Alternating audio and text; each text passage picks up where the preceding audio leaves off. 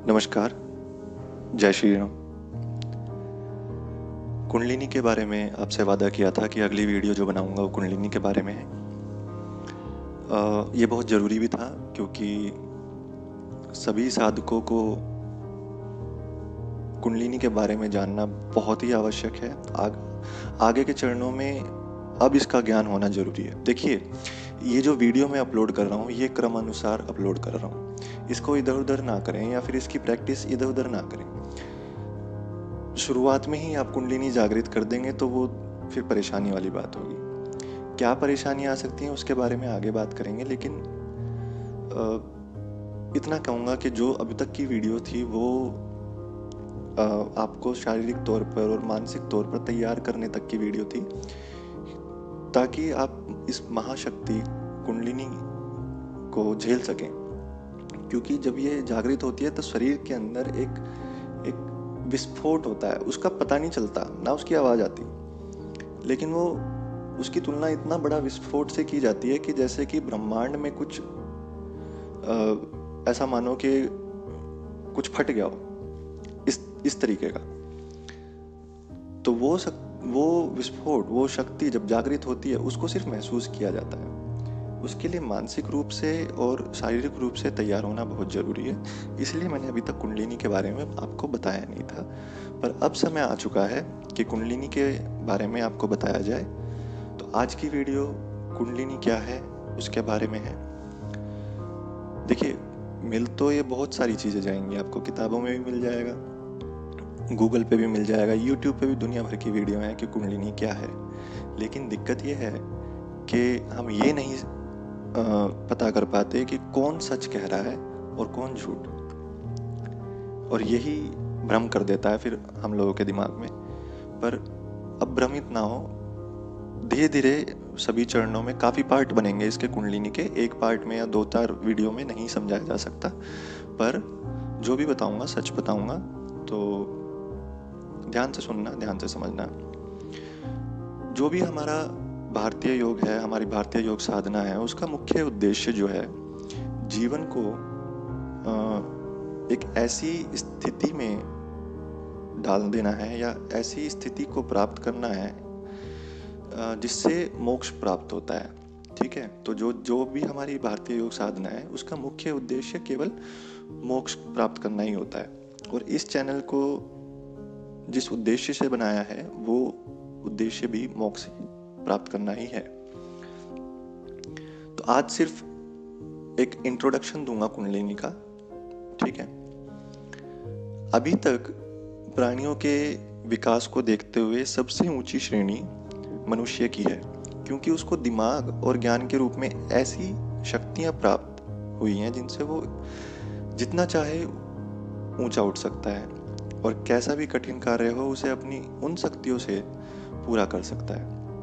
अभी तक ज़्यादातर मनुष्य जीवन के बाह्य पक्ष को ही साधने का प्रयत्न करते हैं और प्रत्येक कार्य को संपन्न करने के लिए अपने धन का या फिर शरीर का या फिर बुद्धि का बल का प्रयोग करते हैं और उसी को आवश्यक मानते हैं, है ना। आजकल तो जहाँ देखो इंसानों में शारीरिक बल बढ़ाने की होड़ सी लगी हुई है। साइज बढ़ा रहे हैं, मांस बढ़ा रहे हैं, डब्बे खा रहे हैं जिम ज्वाइन करके है ना। तो उनको लगता है कि बस शरीर का बल उपयोग करना ही सबसे बड़ा बल है और वो उसी का ही उपयोग जानते हैं। लेकिन इन तीनों बल के अतिरिक्त संसार में क्या है वो नहीं जानते। एक ऐसा बल जिसे प्राप्त कर इंसान अपने सभी कार्यों को बड़े ही सहज तरीके से संपन्न कर सकता है। इन तीनों बल के अतिरिक्त संसार में महान कार्यों को करने के लिए जिस बल की आवश्यकता होती है वो है आत्मबल।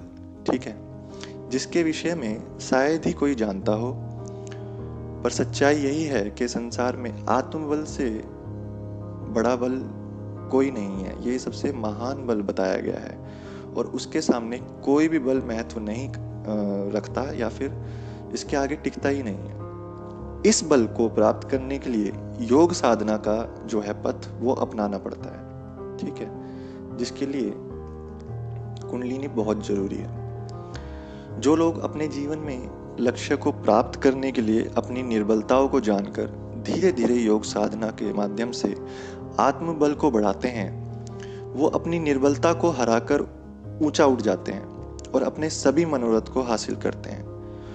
और उनके अंदर ऐसी शक्तियाँ आती हैं कि वो सैकड़ों आदमियों को उनके उद्धार के लिए, सैकड़ों आदमियों के उद्धार के लिए उनको उनके अनुसार तरह तरह के मार्ग पे ले जाते हैं, उनकी हेल्प करते हैं, उनका उद्धार करते हैं। आत्मबल इतनी बड़ी चीज़ है, ठीक है। तो आपने देखा होगा, आप बनारस वगैरह या कलकत्ता जाएंगे, तारापीठ वगैरह, या आप कामाख्या ही देख लो, वहाँ पे ऐसे ऐसे योगी हैं जिनकी कुंडलिनी जागृत रहती है। आप उनसे कुछ भी पूछोगे ना, वो रहेंगे थोड़े साधु वाधु के भेष में ही रहते हैं, पर आप उनसे कुछ भी बोलो ना, वो आपके बारे में सब कुछ बता देंगे। और हो सकता है आपकी मदद के लिए आपको कुछ तौर तरीके, उपाय वगैरह भी बता दें। तो ये एक शक्ति आपके अंदर आ जाती है, ठीक है। कुछ बहुत महत्वपूर्ण शक्ति प्राप्त कर लेने की जो विधियां अथवा योग शाखाएं निकाली हैं, उसमें जो ये कुंडलिनी योग का विशेष स्थान है, इससे शरीर में एक ऐसी शक्ति का आभास होता है जिससे मनुष्य की चैतन्य शक्ति बहुत अधिक बढ़ जाती है। और वो जब चाहे इस स्थूल शरीर, जो हमारा शरीर है, इसको स्थूल शरीर कहते हैं, इससे निकलकर सूक्ष्म शरीर जो होता है हमारे शरीर के अंदर, उसकी दुनिया में पहुंच जाता है, उसकी स्थिति का अनुभव कर सकता है। जब भी कोई सूक्ष्म जगत की स्थिति को जानता है तो उसे इस विशाल विश्व की गतिविधियों का पता चलता है। सही मायनों में कहूं तो उसे दुनिया की ऐसी सच्चाई का ज्ञान होने लगता है जो वास्तव में एक साधारण आंखों से नहीं देखी जा सकती, एक इस नॉर्मल दिमाग से नहीं समझा जाता। जब कुंडलिनी जागृत होती है तो हमारी इंद्रियों के पर्दे खुल जाते हैं, फिर चाहे वो आंखों का पर्दा हो या दिमाग का पर्दा हो, ठीक है। कुंडलिनी का वर्णन ना जाने कहाँ हुआ है, कितना हुआ है, इसका अंदाजा नहीं लगा सकते, मैंने बता दिया आपको। पर जो सत्य आभास होता है वो यही है कि जितनी भी योग साधनाएं हैं उन सभी का आधार कुंडलिनी ही है। जब गुरु की कृपा से सोई हुई कुंडलिनी जागती है तब संपूर्ण षट चक्र और ग्रंथियां खुल जाती हैं, और उसी समय प्राण की शून्य जो पदवी है हमारी, यानी जो सुषुम्ना नाड़ी है, वो शरीर के अंदर एक सड़क बना देती है, यानी कि एक मार्ग बना देती है, ठीक है ना।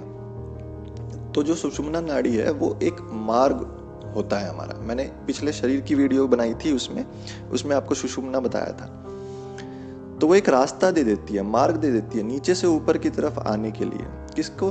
कुंडलिनी को। जिसे नहीं पता कि मैंने नीचे से ऊपर की तरफ क्यों कहा है, उनको आगे पता चलेगा कि कुंडलिनी जो है मेरुदंड में निवास करती है, इसलिए जब जागती है तो नीचे से ऊपर की तरफ उस सुषुम्ना के रास्ते पर चलती है, ठीक है।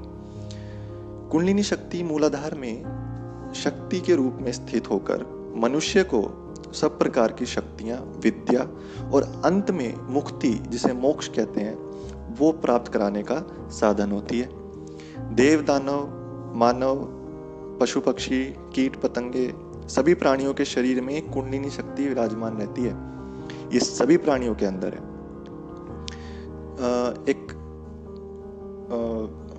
हमारा घेरंड संहिता है, जैसे कि मनु संहिता है, इस तरह के कई संहिता हैं। ऐसे घेरंड संहिता है और शिव संहिता है। उन दोनों में ही कहा गया है कि मल मूत्र छिद्रों के बीच में मूलाधार चक्र, वहां पे कुंडलिनी का निवास माना गया है, ठीक है। उसे प्रचंड शक्ति का स्वरूप समझा जाता है क्योंकि ये बिजली की प्रकृति की है और उतनी ही प्रकाशवान और तेज है।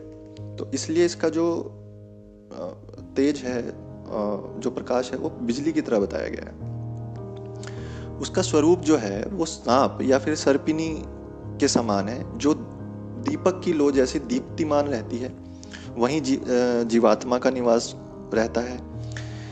ये जो सर्पिनी है, ये लपेटे ऐसे लगाकर सर्पिनी की तरह शरीर में वहीं मूलाधार में विराजमान रहती है, ठीक है। मानवीय अस्तित्व को विकसित करने के लिए जो आधार माना जाता है, वो सभी आधार कुंडलिनी में स्थापित हैं। इसलिए इस कुंडलिनी के द्वारा मनुष्य अपने जीवन में आगे बढ़ता रहता है। सफलता प्राप्त करता रहता है और हमेशा खुश रहता है। इसके जागृत होने पर मनुष्य के अंदर जितनी भी रस भावनाएं हैं वो काफ़ी मात्रा में आ जाती हैं। वो इतना खुश रहने लगता है, उसे संसार की परवाह नहीं रहती। वो अपने आप में उस चैतन्य के साथ खुश रहता है।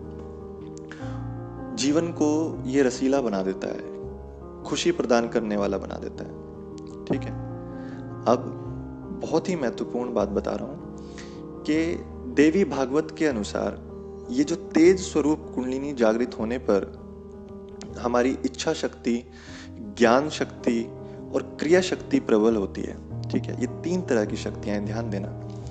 संपूर्ण शरीर में इसका प्रभाव दिखाई देने लगता है जब ये जागृत होती है। एक मंत्रमय जगत जागृत हो उठता है, विश्वात्म ज्ञान जागृत होता है, विश्व का जो परिवर्तन करने वाली जो कुंडलिनी साधक को अनेक गुण और शक्तियों से संपन्न बना देती है। जिस ज्ञान शक्ति, इच्छा शक्ति और क्रिया शक्ति की बात कही गई है, ये तीनों ही शक्ति प्रतीक हैं महासरस्वती, महाकाली और महालक्ष्मी। ठीक है, तो जो हमारी इच्छा शक्ति है, ज्ञान शक्ति है और क्रिया शक्ति है, इनको महासरस्वती, महाकाली और महालक्ष्मी कहते हैं। ये तीनों ही शक्तियां कुंडलिनी जागृत होने के बाद एक साधक को प्राप्त होती हैं। शिव संहिता में इसे विष्णु शक्ति यानी कि विष्णु की शक्ति भी कहा गया है। आप खुद सोचिए, विष्णु की शक्ति आपके शरीर के अंदर है, विराजमान है और हम इस बात से अनजान है ना। इस शक्ति को जानने का प्रयास करते ही नहीं कभी, केवल जिम जाके बस अपना साइज बढ़ाने में लगे हुए हैं। कितना बड़ा आश्चर्य है। तो आज जो मैंने थोड़ा सा बताया है कुंडलिनी के बारे में, इसको समझो, ये क्यों कहा गया है, ये इतनी बड़ी शक्ति क्यों है और क्यों इसको जगाना चाहिए। अगर आप साधना मार्ग में हैं तो ये क्यों आपके लिए जरूरी है। ठीक है, ये तो कुंडलिनी का स्थानीय परिचय हुआ। अब उसका आधार, स्वरूप, इसका कारण, इसका प्रभाव, इसे जगाने की क्रिया, स्टेप बाय स्टेप सारे जो चक्र हैं, मूलाधार, स्वादिष्ठान, मणिपुर और अनाहत, विशुद्धि, आज्ञा और जो हमारा ये ऊपर सहस्त्रहार चक्र है, इनको कैसे स्टेप बाय स्टेप जगाना है वो समझना पड़ेगा, है ना। वो क्रिया हमें जाननी है। वो क्रिया कोई बता नहीं रहा, जो बता रहे हैं उस पर यकीन नहीं कर सकते, गुरु है नहीं।